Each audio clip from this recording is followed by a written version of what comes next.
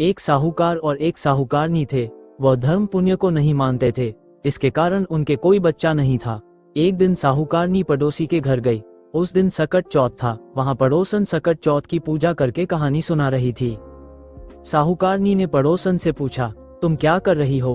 तब पड़ोसन बोली कि आज चौथ का व्रत है, इसलिए कहानी सुना रही हूँ। तब साहूकारनी बोली, चौथ के व्रत करने से क्या होता है? तब पड़ोसन बोली, इसे करने से अन्न, धन, सुहाग, पुत्र सब मिलता है।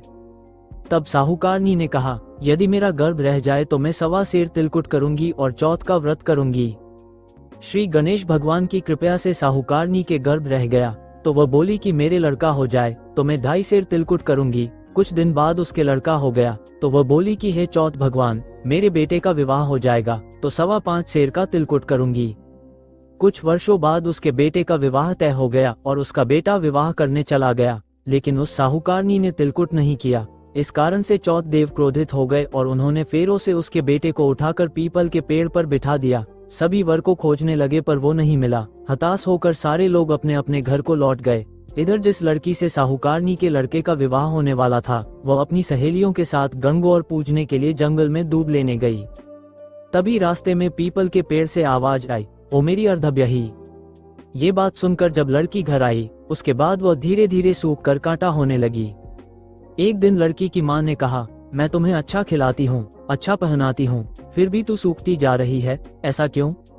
तब लड़की अपनी माँ से बोली कि वह जब भी दूब लेने जंगल जाती है तो पीपल के पेड़ से एक आदमी बोलता है कि ओ मेरी अर्धब्यही। उसने मेहंदी लगा राखी है और सेहरा भी बांध रखा है। तब उसकी माँ ने पीपल के पेड़ के पास जाकर देखा, ये तो उसका जमाई ही है। तब उसकी माँ ने जमाई से कहा, यहाँ क्यों बैठे हैं? मेरी बेटी तो अर्धब्यही कर दी और अब क्या लोगे? साहूकारनी का बेटा बोला, मेरी माँ ने चौथ का तिलकुट बोला था लेकिन नहीं किया, इसलिए चौथ माता ने नाराज होकर यहाँ बैठा दिया।